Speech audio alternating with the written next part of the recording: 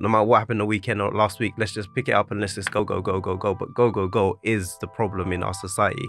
There is no acknowledgement of, there's a massive acknowledgement of promotions and more pay rises and achievements where we drink up and we cheers it up and we have parties, etc. But when you've had a depressive state and you've just been able to wake up, brush your teeth and get back to bed, that's an achievement.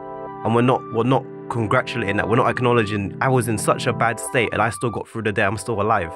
That's a big deal.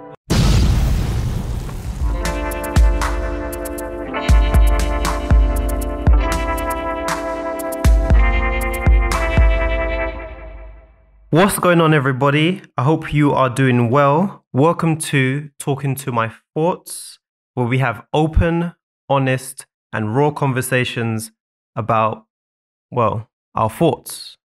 The topics will range from anxiety, life goals, relationship, kids, money, work, everything that runs through our head. So you know the possibilities are going to be endless. So let's get straight into it.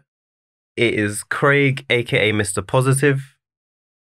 And we got a couple of extra guests, but I'll just introduce myself. Simon, aka SJ. What's going on? My name is Trebler. Thank you for having me, guys. Ilyud, okay, also known as Jin. Stefan, aka SJP. I like that, Jin, you know. It's like Tekken out here. All right, people. So we have a new topic for you, which is actually about the importance of men being open, especially with other men, but just being open in general. I'm going to kick it off straight away with something real controversial, but let's pick up the word vulnerability. On Wikipedia, the definition or the meaning is the quality or state of being exposed to the possibility of being attacked or harmed, either physically or emotionally. Mad. No, I'm not going to lie to you. That's probably how men actually really think vulnerability works. Like it's about like you just being exposed and almost being harmed. I'm processing that one. And I'm gonna give you the extra controversy is, have you ever imagined there being power in being vulnerable? That's the thing, because the moment you said that and you explained that, I was like, none of that sounds masculine. and it's horrible because we sit there and we go, and because it doesn't sound masculine, the natural state as a man is to go, I'm none of those things. Yeah. And that's, I think that in itself is the problem. That in itself is the first problem. Is straight away all of those things sound like if a man has that, his masculinity's been taken away. He's no longer a man. Yeah, it's already bad. Everyone's like in the process. I actually agree with that. Still, I haven't really thought about how I define what vulnerability is, but that kind of it resonates with me a little bit because it's like being vulnerable is having that fear of being attacked in one way or another, as it describes this, whether it's a physical or emotional or like that vulnerability to open up and be like, okay, don't hurt me. Yeah, that's what it basically is. It's like, I'm gonna be open with you about something. Don't hurt me. I don't want to get hurt by this. So yeah, that's crazy. So I pick up this topic because I actually work with a group called Mentality, which is dedicated to creating spaces for men to be open and have important conversations without judgment. And be very honest about it. And this was mostly the initiative that was put together by Eben for only for men actually, but it was because of the high suicide rates of men and the high amount of depression that men go through, which in particular has a very strong correlation to men not being open and not speaking and feeling that they can't speak because of the way society sees them, etc., etc. So as we know, being open has a very strong relation, or is, about being vulnerable at the same time. Because when you open up about something, people now have easy way to point at it and prick it and poke it and be like, look at this, look at all these faults, look at all this imperfection, look at all this thing that is anti-masculinity in a sense. And that is what scares men, but can also lead men into a very dark and very lonely place. So this is why we pick up this topic.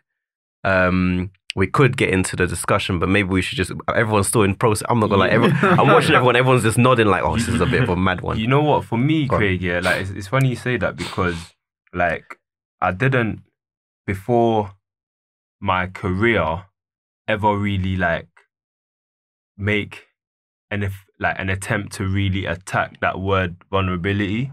I hadn't really like taken time to really even engage with what vulnerability meant, because as a man, like you said, I think the norm for us is to be masculine and to be macho in a sort of like the status quo way, in it, you know, nothing affects you, men don't cry, you know, all of these kind of like stereotypes that, you know, men or us as men grow up with and end up having to, it's almost like a character that we almost take up without a choice in a little way, you know, because, you know, when you're young and you're playing football and someone tackles you, your parents say, get up, boys don't cry. And then it's like, that is the notion you grow up with. To be a man is to not let things affect you. But when I started my career in music, I think that's the first time I even ended up really using the word and bringing myself to understand what vulnerability meant, because being an artist requires you to be vulnerable. It requires you to write truth and speak truthfully. Not everyone does, but I mean, in some ways, no artist can hide from stepping up onto a stage where it's just all eyes on you and literally everyone's entertainment is you in that spotlight now. And you have to succumb to vulnerability. You have to put yourself out there in order to be able to share your talent, share your gift, share your voice. So when I started doing music, I realized that vulnerability was where my strength lied, because for me to be able to overcome the fear of getting onto the stage, to be everyone's spectacle for 3 or 4 minutes or whatever that song consisted of, meant that I had to be a strong person, somebody who was mentally stable enough to get up on that stage, not make a fool of myself, ensured people had fun, gave my truth, engaged with them, even though I didn't know them. And, you know, you grow up not wanting to speak to strangers and you don't want to put your life out there for everyone to see, and you don't want to trip up and for everyone to laugh or whatever. So I think music gave me that first real sort of context that vulnerability has strength in it. But when you're touching on being a man and being vulnerable, like, it's still something that I'm still processing, because when you step up off the stage, you're no longer the artist, you're just a person. And as a man, it's still a requirement. And I put that in sort of like speech bubbles. It's still a requirement to, you know, be there for your missus, you know, be there for your little sister, be there for your little brother. Like, we're not almost allowed to be, vulnerable in that way that you said, which is sometimes emotional as well. And you're picking up on that is and that is the key parts right there. It's real tough. It's especially for me. I feel like that's one of the toughest things, because really we need a space as men to deal with all the pressures that we have. But because society says you should just suck it up, it's that you should man up. Yeah, that you should man up, basically. And all these are like all these lines, man up, suck it up, boys don't cry. These are actually have been identified, and people see them as just being extremely toxic in a sense. These are not ways that you don't bash each other. You don't tell people to force people behind a mask or behind a wall or whatever it is, just to cover up, because this is how people are suffering in silence. So you picked up on some great topics, and it's nice to see that you've realized ways that you have to be vulnerable, and then how now you actually have to bring that back into your life again. Basically. But we won't waste too much time. We're going to get into the voice recordings. As you know, on Talking to My Thoughts, we basically record us speaking to ourselves, because the way we speak to ourselves is very different to how we speak to other people. So this is a time for us to listen very closely, not a judgment, but just understand and resonate with some of the pieces that we go through. So we will play a recording from Stefan, and let's just get straight into it. Mental health. Why should men open up?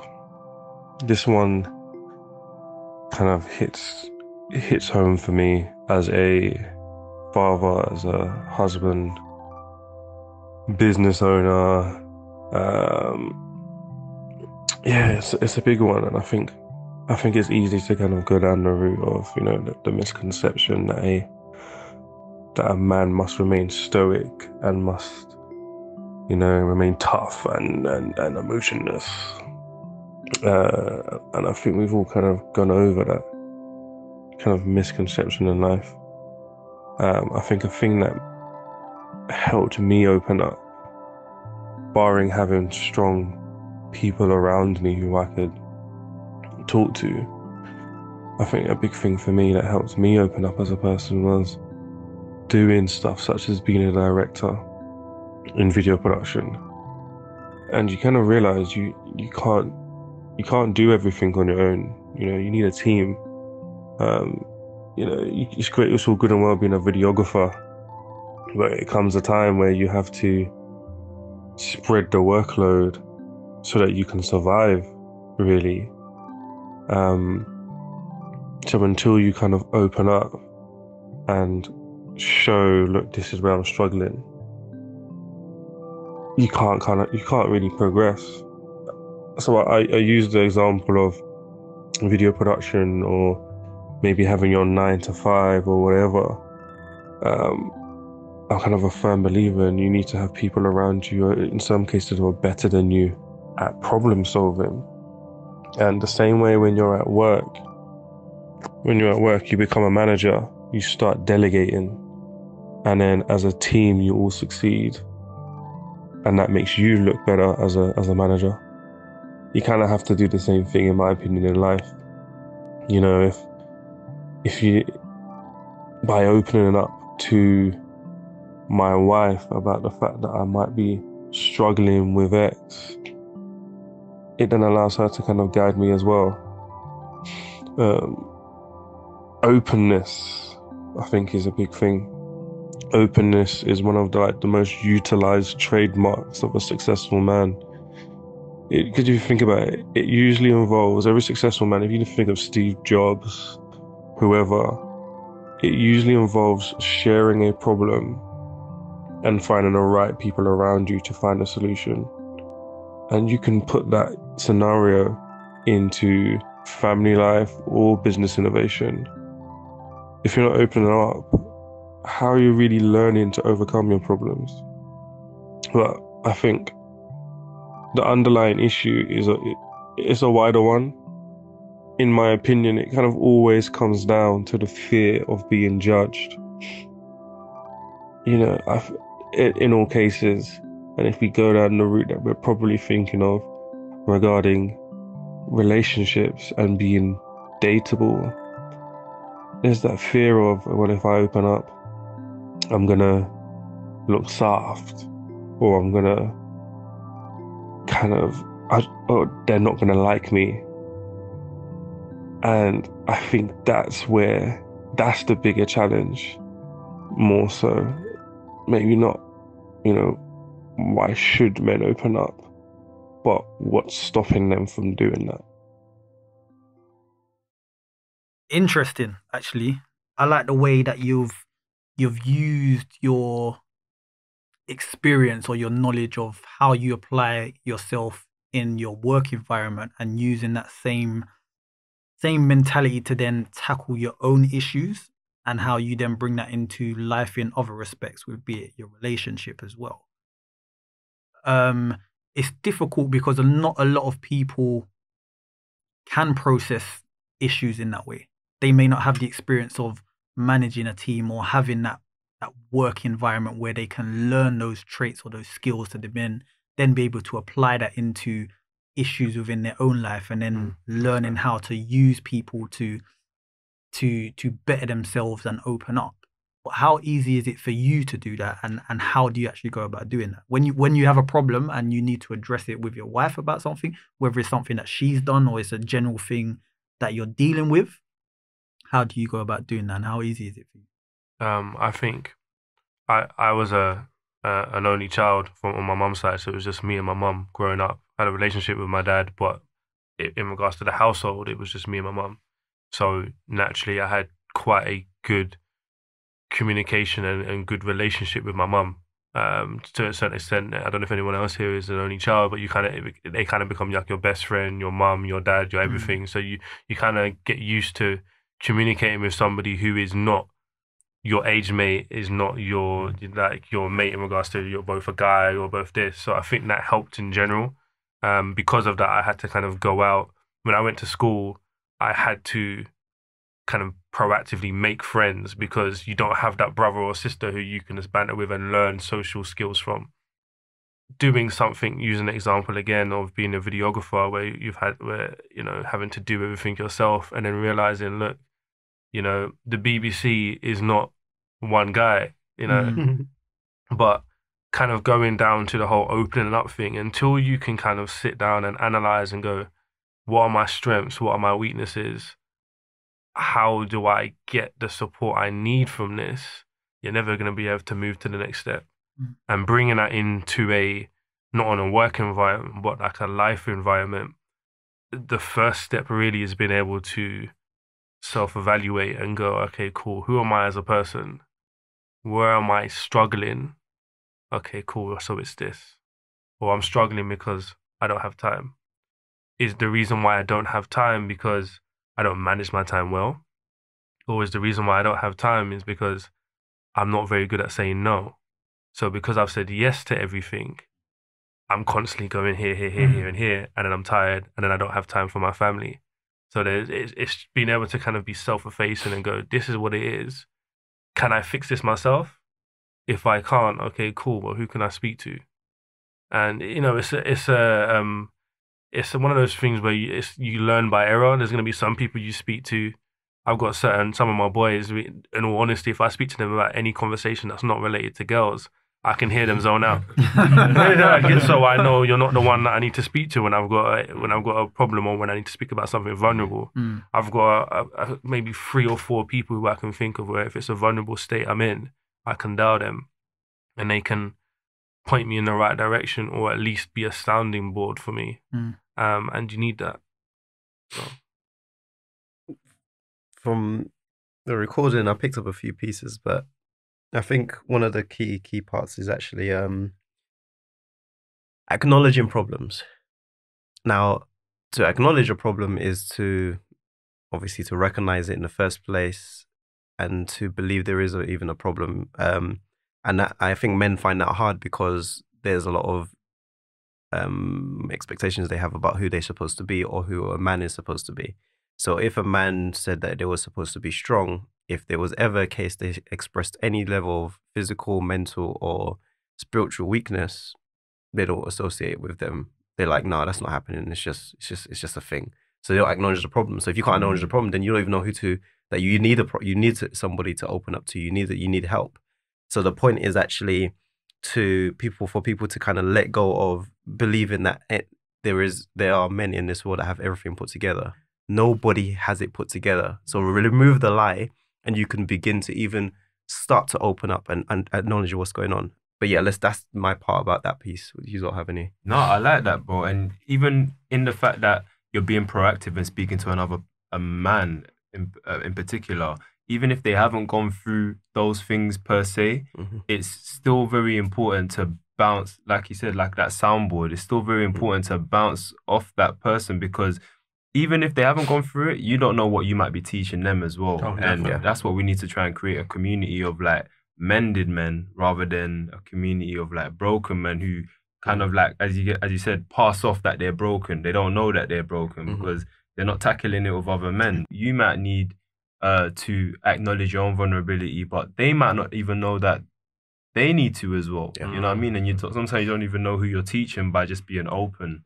I think this also starts from like way back. Let's take it back to secondary school times. You know what I mean? Like you're with your boys, football, all the classic guy stuff. You know what I mean?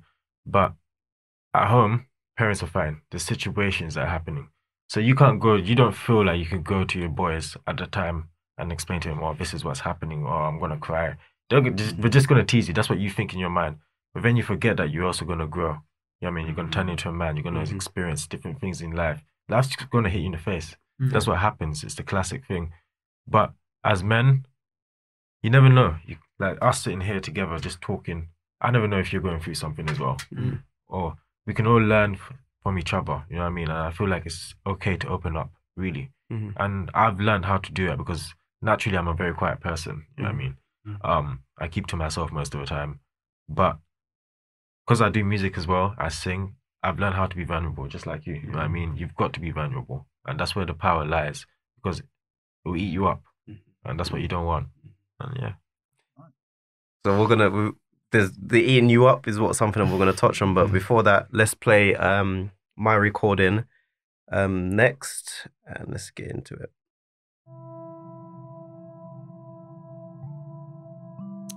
What is the importance of men talking to other men or being open? I think my journey that probably started about 2-3 years ago, where I started to discover there is strength in being vulnerable. And I don't think people associate the two of them with each other, strength and vulnerability. Usually people associate vulnerability with like feeling a little bit weak, feeling exposed, feeling you could potentially be attacked or something could be used against you. But I actually believe vulnerability has strength in it. When you can have the courage to be vulnerable, you will be able to own your story, own your emotions, and own your actions and the things that you do. And I think I've done that. I think I've been able to have these kind of open conversations where I only have one rule when I'm with people or in a certain environment. If I cannot be free with you, or if I cannot be free in the environment that I'm in, then I don't belong there, or my friends, or I don't belong in whoever's life. So if I'm at work and I can't be free, I don't belong at that workplace, I should go somewhere else. And if I'm among friends where I have to put a mask on, or I have to be fake, or I have to be a certain way which is just not me, then those friends don't belong in my life, or I don't belong in their life. And I've had friends that I've had to let go of because we just don't align. Maybe I'm going through something, or I have a challenge that I have to go through, and it's just not working out. I'm having a more conflict, or I have to hide something, or I can't talk about certain topics. So I take myself out of the equation. And when it comes to work, yes, there's been times where I think everyone has this they separate their life from work. And I kind of do that, but actually when the people ask me what I do on my weekends or personally, I'll be very honest. Like, a lot of my colleagues know that I'm a pageant king, or I do modeling, or I do go on stage in half naked costumes. And obviously they don't understand the culture, but it's up to me to explain it to them. And if they're willing to listen. But if they're not willing to listen, or if they shun me for it, then I know that these colleagues are not for me, and maybe my workplace isn't for me. So I believe the importance for men to speak to each other or be open is just for them to understand what society says about what a man is supposed to be is actually not true. Nobody has the one answer for all, nobody has the one description. And to speak to other men and be open is to then understand, actually I am being a man. Even if I'm not what society says a man is, I'm being a man, and everybody has the same struggles. And I have this I have this conversation with my cousins, some of my brothers, some of my other friends, where I can actually just speak to them and say, look, bros, I'm struggling with this, or I'm going through this, or have you ever experienced this before? And when I explain that to them, then they say, yeah, me too. Or yeah, I thought about that before. Or, you know what, I heard somebody else have that. And then you start to realize, actually, the things that you think about yourself is very normal. What society says a man is, or how you're supposed to act, is not the normal. But what you think is normal, because you are a man, and that's the stuff you do. Being open with other people just allows you to be free, understand your thoughts, and understand the position that you're in. And I'm really grateful that I have those kind of people and that kind of environment. But it did take me a lot of decisions and a lot of choices to get around that and to curate that in my life. So be open, be vulnerable. Yeah. You know, I think straight away, I think the whole room kind of, when you spoke about the courage aspect, I think the whole room felt that from someone who used to train as an amateur boxer. You have to have the courage in boxing to know you're gonna get punched in the face. You have to have that, and until you can kind of make yourself be comfortable with the vulnerability of the fact that someone's gonna punch you in the face, you can never step up. Do you get what I mean? And before Anthony Joshua was Anthony Joshua, he was someone who had never been punched in the face or had never been in that kind of environment, and probably had to spar against someone who was much better than him. But it was overcoming that fear and having that courage to go, look, I'm going to step in this ring and I might get put flat on my face immediately. Kind of getting past that is what allowed him to get to where he is now. I know that's one example, but I just think every element of greatness is usually something that is new or is fresh, and the only reason why they were able to get to that stage is because they said, look, this is a little bit different to the norm. I'm going to step out of my comfort zone and society's comfort zone and go, screw it, let's try this. And that's where you reap the most reward, I think. It's weird though, because where does, as you said, a lot of that preconception of what we believe a man should be, like who is in a position to even make that statement? How did we even come to that point where it's like, well, this is what a man should be? You know what's funny though? The definition of a man is probably something that's been taken from a woman, in my opinion. You have to say that, innit? The reason why I say that is because when we talk about being a man, what we're also talking about is what is seen as desirable to the opposite sex. Interesting. So and I think everything that you do regarding being a man is, well, with a woman, your potential mate, because as humans, as animals, the whole concept is that we reproduce, we continue the lineage. So if what you're doing is not going to make you someone who is, I don't know if the word is mateable or whatever it is, then it's deemed as, okay, you're not being a man. A man is meant to attract a woman, whether that's based on you being masculine or based on you being open to your emotions or whatever. I think it always kind of comes down to that, in my opinion. And I think that's why society kind of references what a man is as something that we expect a woman to want, which is a 6'5" hench spreader who can bang up anyone, can make as much money as necessary, and is not afraid of anything. You know, but I mean, yeah, it's just an interesting concept about how we all grew up, and then why, just trying to get to that level of understanding of why men don't open up in the first place. And I can tell you about my own personal experience about me is I'm not generally one to open up. And it's not because it's like I haven't wanted to. It's just that because of those misconceptions or those things that are placed on you to what it is to be a man, for one, is that you're the rock. You're the one that's you're the support. You're the one that's meant to take all the pressure. Yeah. You understand? When you're in a relationship, you can't be the one that's crying all the time. Like that's a. And the thing is, yeah, when you said it, yeah, I just imagine like Simon, like, because I know his partner, but I just imagine Simon in her arms and just bawling. Yeah. And the joke is that initial reaction, I couldn't even control it. Why are you laughing, bro? But this is the thing. That's the problem. Every single thing that we've referenced in this room that is not seen as masculine, whether we intentionally or not, we've either laughed or we've smiled our way through. Craig is bossing up. No, but at all. No shit. But then, like man's in a fetal position, just rocking. Listen to what you use. Fetal position. Yeah. You use an example of a defenseless baby. Yeah, it's literally straight like away. that. But if we was talking about a woman crying, we wouldn't be talking about fetal position. We would say like that. It's actually, and that's what it is. It's funny, but that's because for us we're wired to see that as that's banter. Yeah. Now this is this what we're trying to reprogram. This is real life.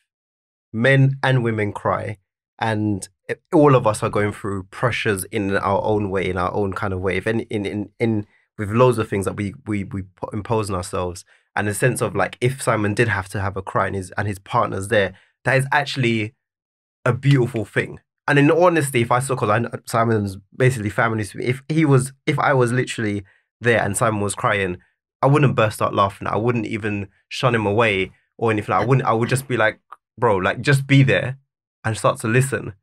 But when we start to imagine it in a more of a comedic thing, then we're like, oh, that's banter. But actually, when you come into reality, this is real life.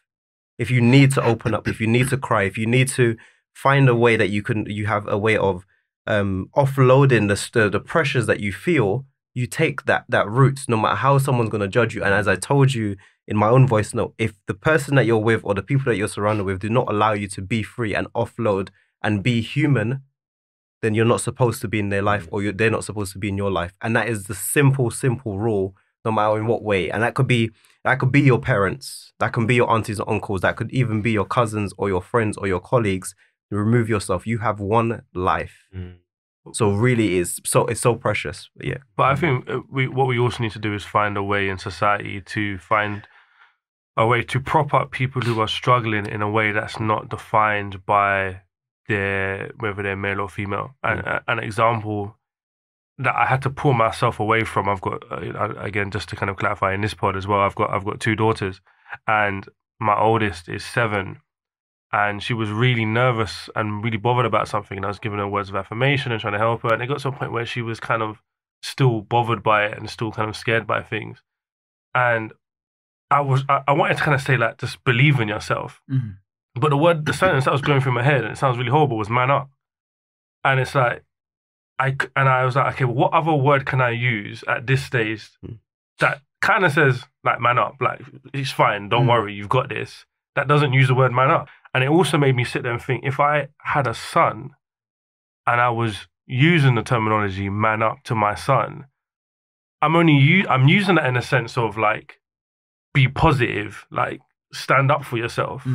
But because I can't think of any other terminology about man up, all he's going to be hearing is, I need to be more manly. And manly means being able to defend myself. Now, I'm going to pick you on that because my AKA is Mr. Positive. So actually, the whole thing, when I first started Mr. Positive, was always about being positive all the time.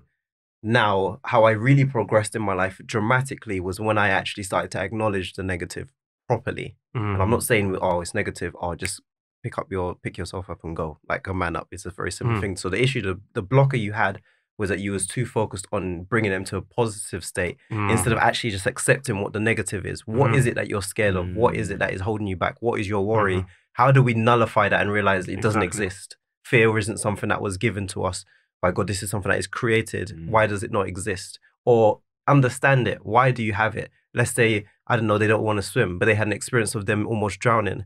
What is the precautions we take as human beings? We're survivors.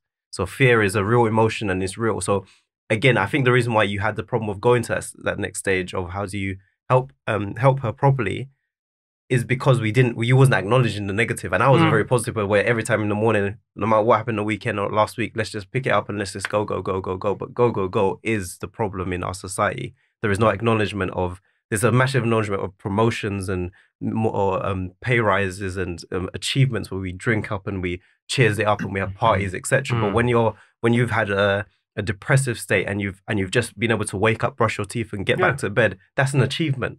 And we're not congratulating that. We're not acknowledging I was in such a bad state and I still got through the day. I'm still alive. Yeah, that's a big deal. I love that. Again, if someone wants to break up, if a couple breaks up and the female decides that she wants to stay in her bed for 5 days and be upset about it, that's seen as acceptable. If a man stays in his bed for 5 days and he's upset at the relationship, see what I'm saying? Everyone starts chuckling. Let's go to the club. But it's real. Everyone starts chuckling because in their head, you're thinking, man up. You might not be using those exact words, but you're sitting there thinking, attitude. Like, suck it up, bro. Like, there's other girls out there. And I think until we as a society can get past that fact that a man can be as vulnerable as a woman in certain situations, I do think there are scenarios where it shouldn't be that. But in situations like that, until we can say that a man can be that vulnerable, we're going to always have this kind of issue of, well, is it okay for Simon to cry? You know, is it okay for you to not be able to do this or not be able to leap that kind of wall or whatever? You know, so I think one thing that's going to help that is, as Craig was saying, is finding those people who you can be vulnerable with, because you need to be able to be comfortable in that state. And if you're around people that are not making you comfortable to be that way, gonna judge you, right? That's what makes it difficult, and that's why a lot of the time, as men or as boys, when we're growing up, we don't feel that maybe we can open up because of that judgment we're gonna get naturally. As soon as you say something small like, "Oh yeah, I was crying last night," the boys are just laughing at you. So it's like, boy, I can't show them that I'm not I gonna had. show them that again. Yeah, I ain't gonna tell them that again. You understand what I'm saying? But stop laughing at me, bro. When it comes back the next day, you have to box someone just to kind of level it back out. Exactly. So no, it's an important thing to find those right people that allow you to be able to get in that state. You're right. There's nothing wrong with You're being right. in that state. No. And the fact that people true. will judge you for it is what the problem is. Can I just ask a question? Like for you guys who are both in the music industry, especially for someone who's a singer as well, how do you find it regarding the concept of masculinity and opening up and stuff like that?